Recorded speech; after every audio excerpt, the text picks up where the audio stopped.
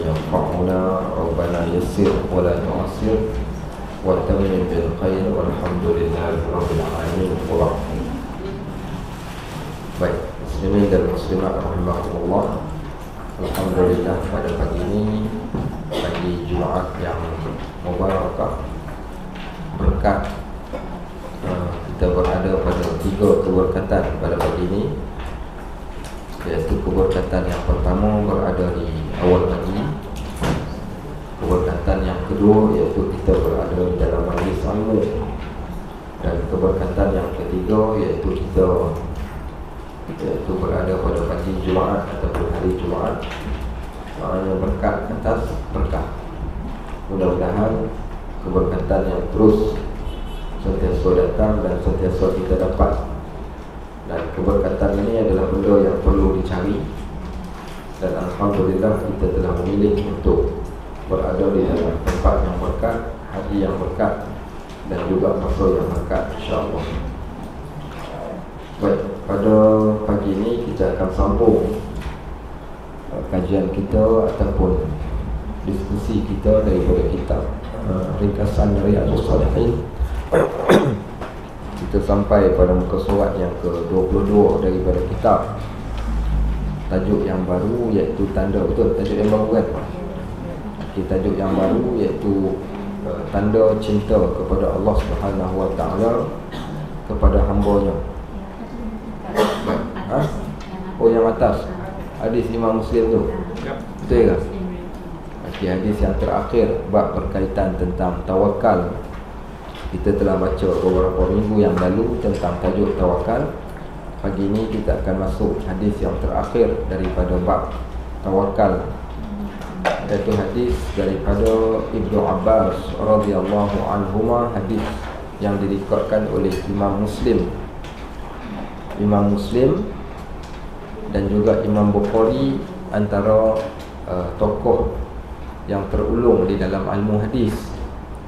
Kalau bertemu hadis yang memenuhi syarat Imam Bukhari dan Imam Muslim, itulah syarat yang paling terbaik. Yang kedua, darjat yang kedua setelah Imam Bukhari, Imam Muslim. Kalau Imam Bukhari dengan Imam Muslim, Imam Bukhari. Kalau Imam Bukhari, Imam Muslim dengan imam yang lain, maka Imam Bukhari dengan Muslim ini digabungkan, maka menjadikan hadis itu hadis yang paling kukuh dan paling kuat.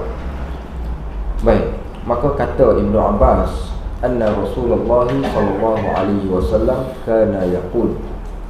Dia kata Nabi sallallahu alaihi wasallam ni pernah berkata ni pernah membaca ataupun pernah menyebutkan ataupun pernah berdoa. Walaupun dia tak kata Nabi berdoa, tapi dia kata Nabi berkata. Yaqul ni maksudnya berkata daripada kalimah qala. Kenapa dia tak terus sebut? Nampak tak? Walaupun terjemahan kat situ saya baca terjemahkan yang Arab ke bahasa Melayu, di situ dia tulis membaca, tapi asal perkataan Arabnya yaqul. Yaqul ini maksudnya adalah berkata. Tetapi kenapa dituliskan di sini Nabi SAW selalu membaca? Kerana doa yang kita nak baca ini adalah doa yang Nabi hanya sebutkan tanpa angkat tangan. Okey, so kalau tengok apa yang tertulis di sini, kita perasan ini adalah doa. Tapi doa ni tidak dikatakan Nabi SAW berdoa. Kalau dikatakan Nabi SAW berdoa, mungkin dalam keadaan dia mengangkat tangan. Tapi yang dekat sini dia hanya menyebut. Sebab tu disebut yaqul. Okey, disebut yaqul ataupun membaca sahaja. Baik, yang kedua dikatakan membaca kerana Nabi SAW menjadikan dia sebagai rutin. Okey, Nabi SAW jadikan doa ini sebagai rutin yang diulang-ulang pada setiap hari.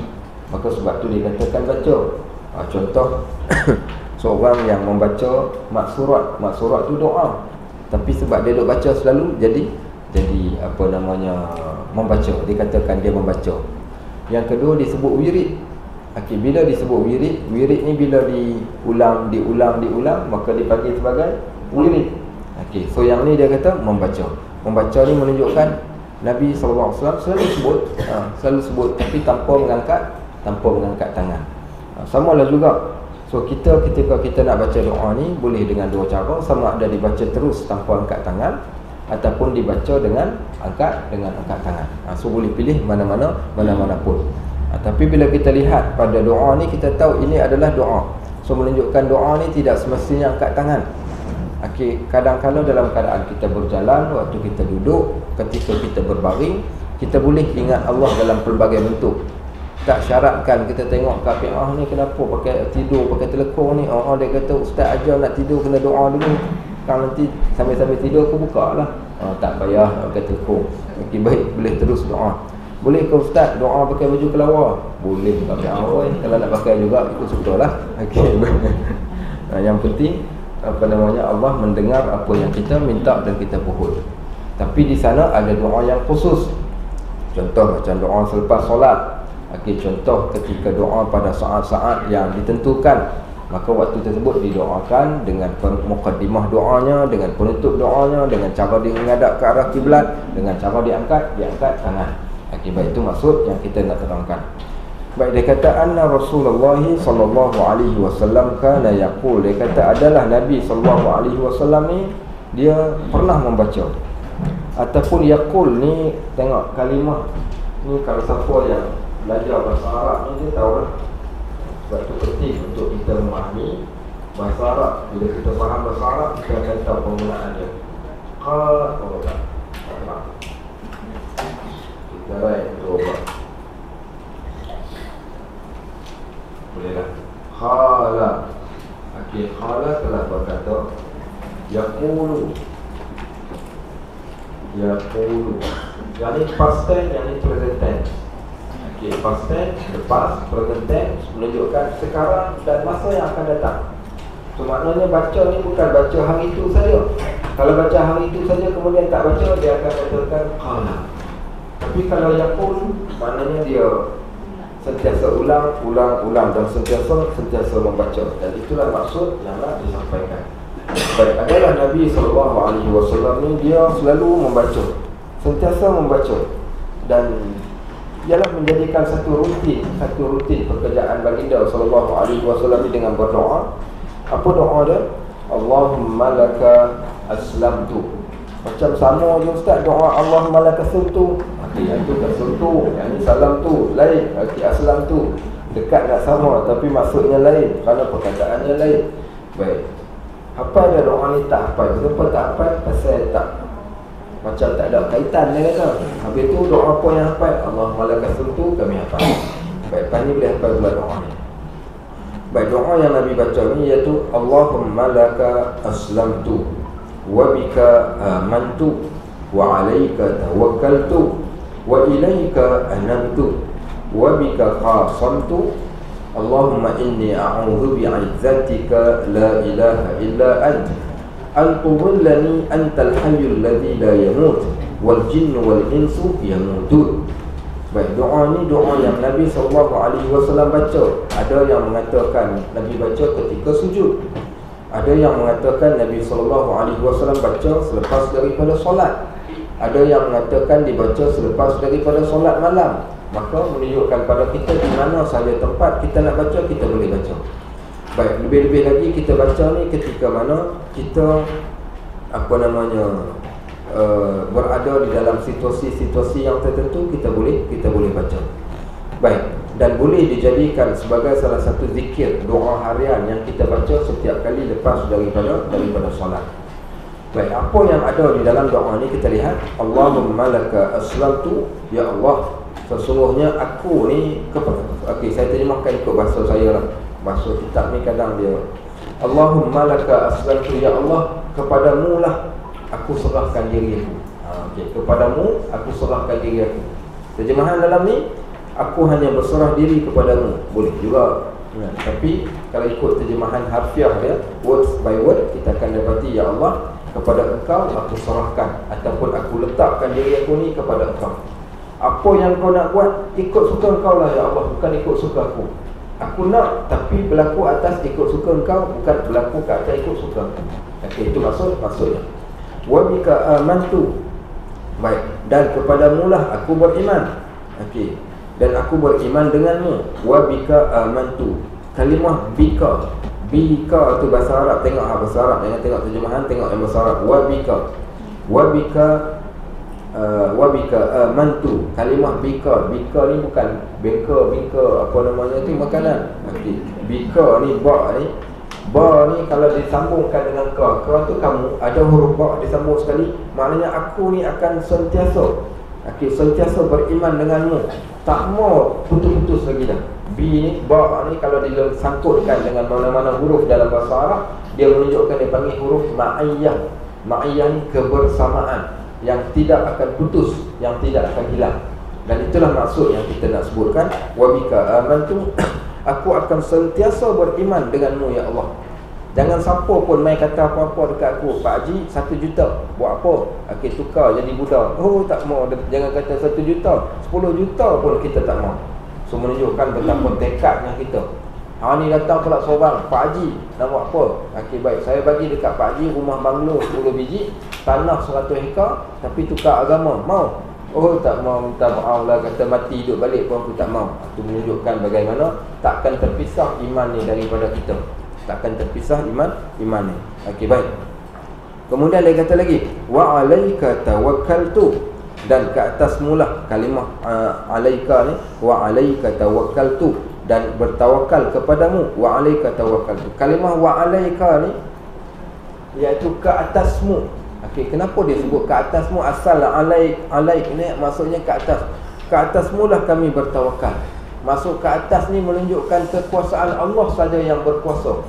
Okey, wa alaika tawakkaltu, Allah kita nak menggambarkan kenapa disebut. Kalau terjemahan, saya terjemahkan word by word, saya tak ikut terjemahan yang kat bawah tu, terjemahan yang dah diolah supaya bahasanya cantik. Tapi terjemahan asal wa alaika tawakkaltu tu nak gambarkan kami ni duduk seolah-olah macam orang yang duduk di bawah dengan yang berada di atas, yang mana lebih menguasai? Yang di atas lebih menguasai yang di bawah. Baik, di antara kemuliaan yang di bawah dengan yang di atas, yang mana lebih menguasai? Yang berada di atas lebih menguasai berbanding dengan yang di bawah. So nak gambarkan kami tiada daya upaya, melainkan engkaulah yang menguasai ke atas kami. Jadi kami tidak boleh nak bergantung kepada sesiapa pun. Makna bergantung ni mana boleh bergantung dengan orang bawah. Orang bawah dipanggil tarik, kalau di atas bergantung. Baik, biasanya bergantung ni untuk tujuan keselamatan. Orang yang naik kapal karam, ada pelampung, maka dia bergantung dengan pelampung. Tak ada benda lain yang boleh selamat. Dia jumpa batang kayu, dia bergantung dengan kayu. Maka begitulah maksudnya. Tetapi makna wa alaika tawakkaltu ni, ke atas engkau, kepada engkau kami bertawakal. Kami tidak boleh pun untuk bergantung hidup kami dengan sesuatu yang lain, melainkan hanya kepada Allah sahaja. Sebab tu bahasa Arab ni bahasa yang tepat. Bahasa yang tepat tak boleh kita katakan dia bukan sebarangan, seumpama bahasa Melayu yang boleh ditafsirkan dengan pelbagai tafsiran. Baik, wa alaika tawakkaltu, dan kepada mulah kami bertawakal. Itu terjemah yang sedap, kepada mulah kami bertawakal. Tak ada siapa lagi di dalam dunia ini yang kami boleh bertawakal. Kita rasa ada orang kuat, tapi sebenarnya manusia lemah, Allah sahaja. Baik, wa ilaika anabtu, dan kepada mulah ya Allah kami bertaubat. Wa ilaika ni seumpama kalau saya dekat sini ni, saya pergi ke sini. Okey, ilaika ni maknanya transform diri ataupun move, pergerakan daripada satu keadaan kepada satu keadaan. Sebab tu terjemahan kalimah wa ilaika, dia terjemah apa kat sini? Kepadamu kami bertaubat. Okey, baik. So sebenarnya apa maknanya?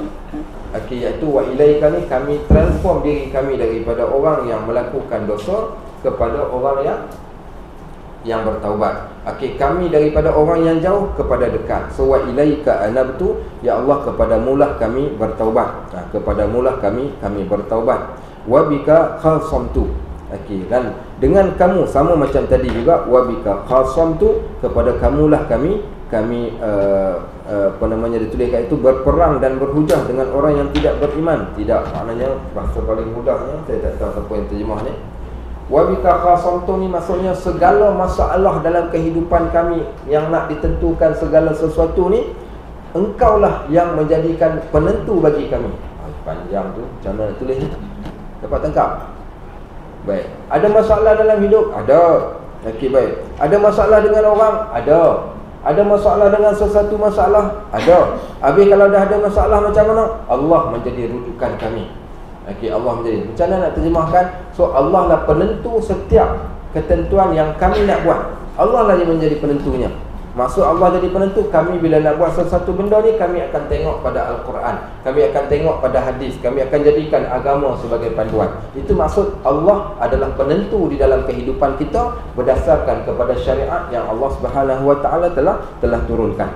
Walaupun dia terjemahkan dekat sini, dan kepadamulah kami berperang dan berhujah dengan orang yang tidak beriman kepada Allah keranamu. Maksudnya kalau kita ada perselisihan dengan orang, khasam ni maksudnya ada perselisihan. Yang mana satu betul? Engkau lah yang menjadi penentu perselisihan kami ni. Okey, so yang ni salah satu i'tiqad dan pegangan kita.